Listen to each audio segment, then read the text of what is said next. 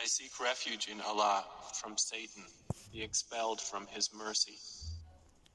All praise is due to Allah, who has sent down upon his servant the book, and has not made therein any deviance. He has made it straight, to warn of severe punishment from him, tidings to the believers who do righteous deeds, that they will have a good reward, in which they will remain forever, and to warn those who say, Allah has taken a son. They have no knowledge of it, nor had their fathers. Grave is the word that comes out. Perhaps you would kill yourself through grief over them, O Muhammad, if they do not believe this message, and out of sorrow.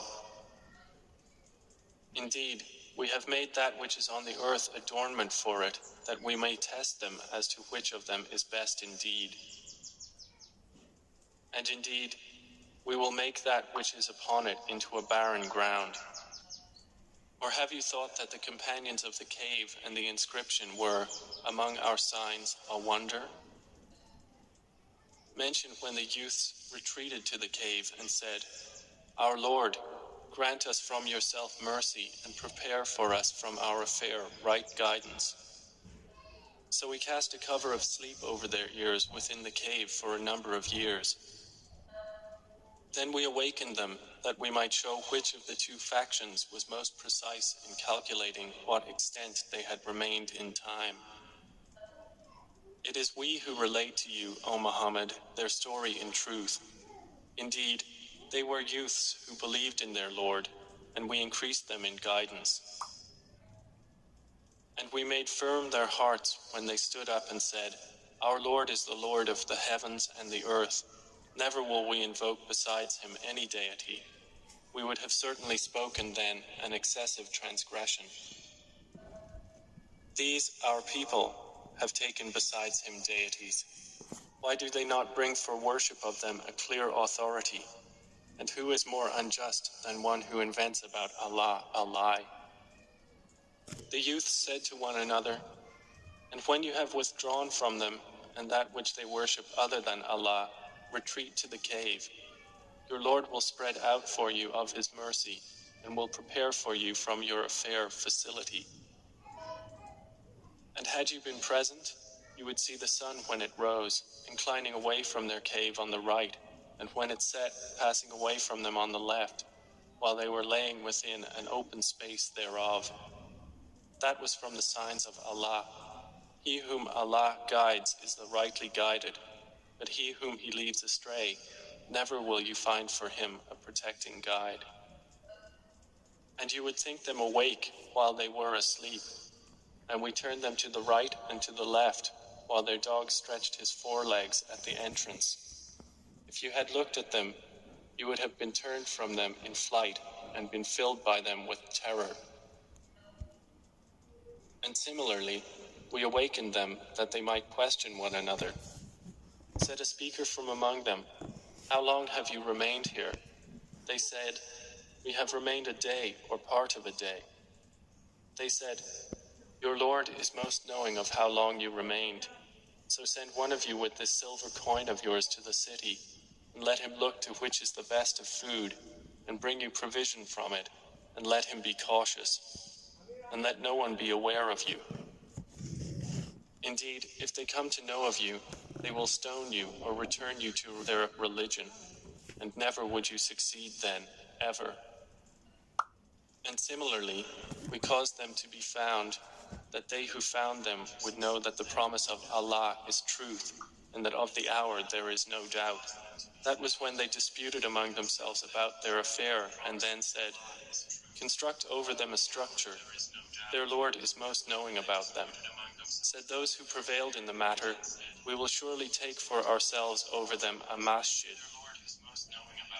They will say there were 3, the 4th of them being their dog. And they will say there were 5, the 6th of them being their dog, guessing at the unseen. And they will say there were 7, and the 8th of them was their dog. Say, O Muhammad, my Lord is most knowing of their number. None knows them except a few. So do not argue about them except with an obvious argument, and do not inquire about them among the spectators from anyone. And never say of anything, "Indeed, I will do that tomorrow," except when adding, "If Allah wills." And remember your Lord when you forget it and say, "Perhaps my Lord will guide me to what is nearer than this to right conduct." And they remained in their cave for 300 years and exceeded by 9. Say, Allah is most knowing of how long they remained. He has knowledge of the unseen aspects of the heavens and the earth. How seeing is He, and how hearing. They have not besides Him any protector, and He shares not His legislation with anyone. And recite, O Muhammad, what has been revealed to you of the book of your Lord. There is no changer of His words, and never will you find in other than Him refuge. And keep yourself patient by being with those who call upon their Lord in the morning and the evening, seeking His countenance. And let not your eyes pass beyond them, desiring adornments of the worldly life. And do not obey one whose heart we have made heedless of our remembrance, and who follows his desire, and whose affair is ever in neglect. And say, the truth is from your Lord, so whoever wills, let him believe, and whoever wills, let him disbelieve. Indeed, we have prepared for the wrongdoers a fire whose walls will surround them, and if they call for relief, they will be relieved with water like murky oil, which scalds their faces. Wretched is the drink, and evil is the resting place. Indeed, those who have believed and done righteous deeds, indeed, we will not allow to be lost the reward of any who did well in deeds. Those will have gardens of perpetual residence, beneath them rivers will flow. They will be adorned therein with bracelets of gold, and will wear green garments of fine silk and brocade, reclining therein on adorned couches. Excellent is the reward, and good is the resting place. And present to them an example of 2 men. We granted to one of them 2 gardens of grapevines, and we bordered them with palm trees, and placed between them fields of crops. Each of the 2 gardens produced its fruit, and did not fall short thereof in anything, and we caused to gush forth within them a river.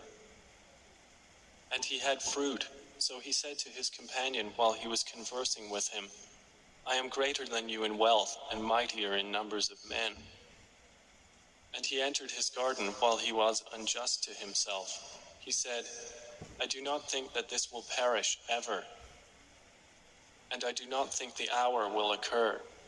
And even if I should be brought back to my Lord, I will surely find better than this as a return. His companion said to him while he was conversing with him, Have you disbelieved in He who created you from dust, and then from a sperm drop, and then proportioned you as a man? But as for me, He is Allah, my Lord, and I do not associate with my Lord anyone. And why did you, when you entered your garden, not say, What Allah willed has occurred. There is no power except in Allah, although you see me less than you in wealth and children. It may be that my Lord will give me something better than your garden, and will send upon it a calamity from the sky, and it will become a smooth, dusty ground. Or its water will become sunken into the earth, so you would never be able to seek it. And his fruits were by ruin, so he began to turn his hands about in dismay over what he had spent, while it had collapsed on its trellises, and said, Oh, I wish I had not associated with my Lord anyone. There was for him no company to aid him other than Allah, nor could he defend himself. There the authority is completely for Allah, the truth. He is best in reward and best in outcome. And present to them the example of the life of this world, its being like rain which we send down from the sky, and the vegetation of the earth mingles with it, and then it becomes dry rembrance, scattered by the winds. And Allah is ever, over all things, perfect in ability. Wealth and children are but adornment of the worldly life, but the enduring good deeds are better to your Lord for reward and better for one's hope. And warn of the day when we will remove the mountains, and you will see the earth prominent, and we will gather them and not leave behind from them anyone. And they will be presented before your Lord in rows, and he will say, "You have certainly come to us just as we created you the first time, but you claimed that we would never make for you an appointment." And the record of deeds will be placed open, and you will see the criminals fearful of that within it, and they will say, "Oh, woe to us! What is this book that leaves nothing small or great except that it has enumerated it?" And they will find what they did present before them, and your Lord does injustice to no one. And mention when we said to the angels, "Prostrate to Adam," and they prostrated, except for Iblis. He was of the jinn, and departed from the command of his Lord. Then will you take him and his descendants as allies other than me, while they are enemies to you? Wretched it is for the wrongdoers as an exchange. I did not make them witness to the creation of the heavens and the earth, or to the creation of themselves, and I would not have taken the misguiders as assistants. And warn of the day when he will say, "Call my partners whom you claimed," and they will invoke them, but they will not respond to them, and we will put between them a valley of destruction.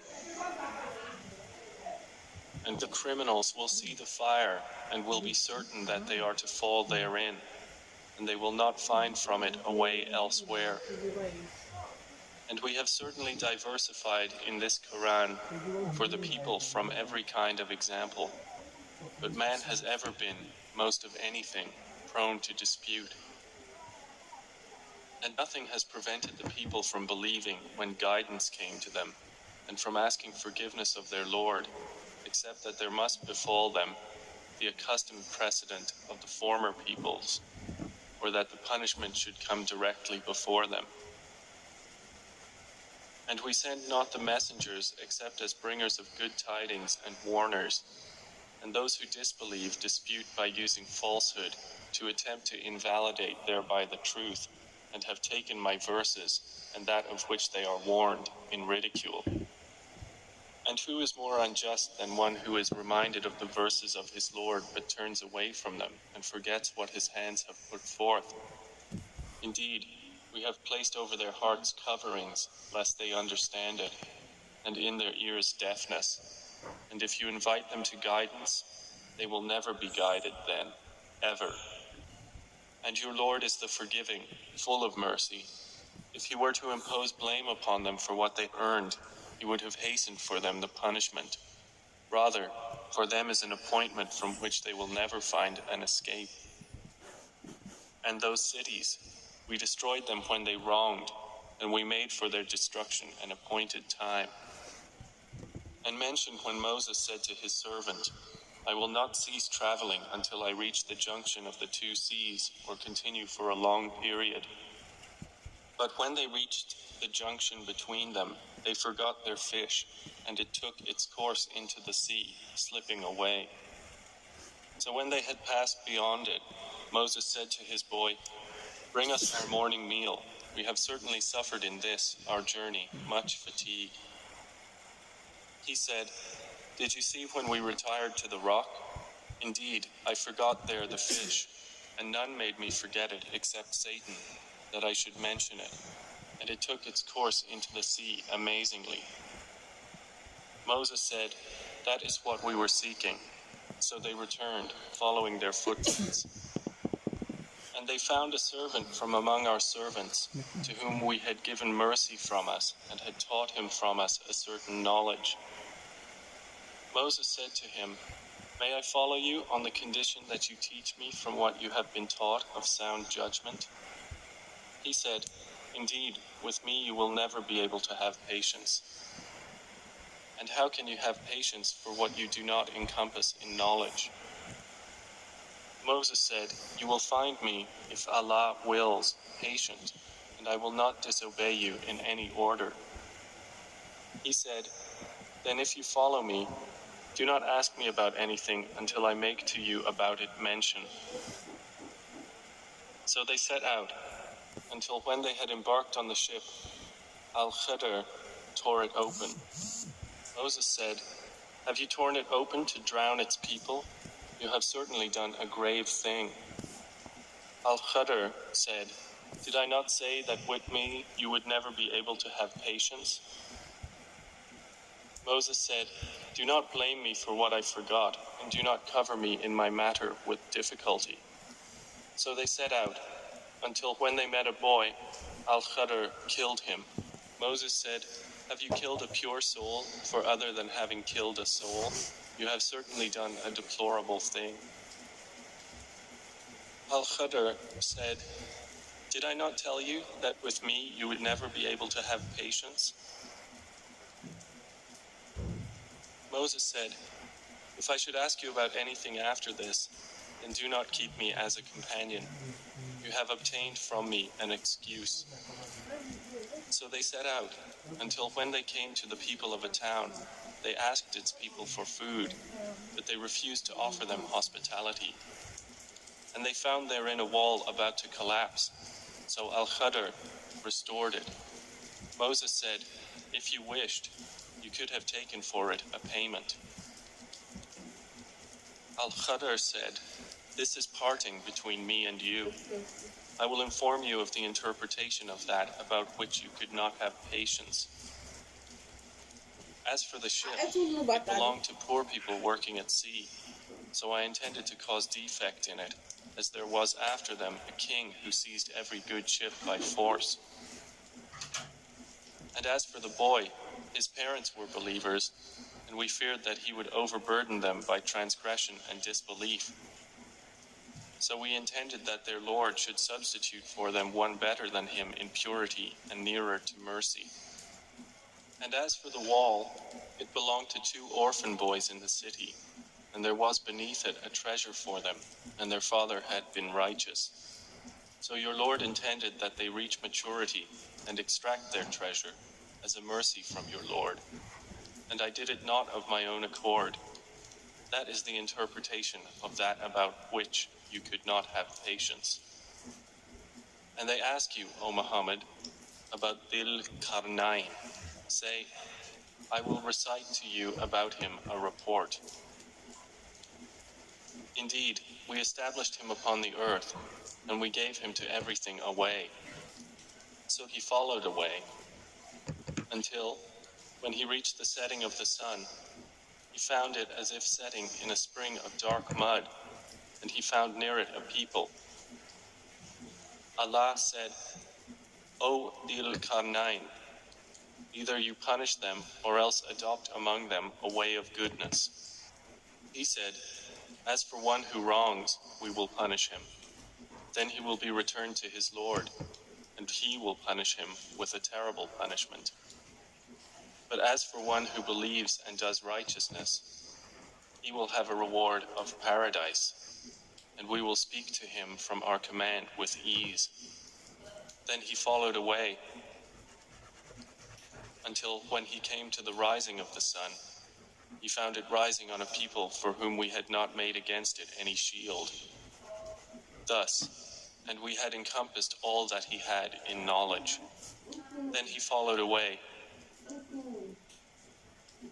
until, when he reached a pass between 2 mountains, he found beside them a people who could hardly understand his speech. They said, O Dhil Qarnayn, indeed, Gog and Magog are great corruptors in the land. So may we assign for you an expenditure, that you might make between us and them a barrier? He said, that in which my Lord has established me is better than what you offer. But assist me with strength. I will make between you and them a dam. Bring me sheets of iron, until, when he had leveled them between the 2 mountain walls, he said, blow with bellows, until when he had made it like fire, he said, bring me, that I may pour over it molten copper. So Gog and Magog were unable to pass over it, nor were they able to effect in it any penetration. Dhul-Qarnayn said, "This is a mercy from my Lord, but when the promise of my Lord comes, He will make it level, and ever is the promise of my Lord true. And we will leave them that day surging over each other, and then the horn will be blown, and we will assemble them in one assembly. And we will present hell that day to the disbelievers on display. Those whose eyes had been within a cover from my remembrance, and they were not able to hear. Then do those who disbelieve think that they can take my servants instead of me as allies? Indeed, we have prepared hell for the disbelievers as a lodging. Say, O Muhammad, shall we believers inform you of the greatest losers as to their deeds? They are those whose effort is lost in worldly life, while they think that they are doing well in work. Those are the ones who disbelieve in the verses of their Lord and in their meeting Him, so their deeds have become worthless, and we will not assign to them on the day of resurrection any importance. That is their recompense, hell, for what they denied, and because they took my signs and my messengers in ridicule. Indeed, those who have believed and done righteous deeds, they will have the gardens of paradise as a lodging, wherein they abide eternally. They will not desire from it any transfer. Say, if the sea were ink for writing the words of my Lord, the sea would be exhausted before the words of my Lord were exhausted, even if we brought the like of it as a supplement. Say, I am only a man like you, to whom has been revealed that your God is one God. So whoever would hope for the meeting with his Lord, let him do righteous work and not associate in the worship of his Lord anyone.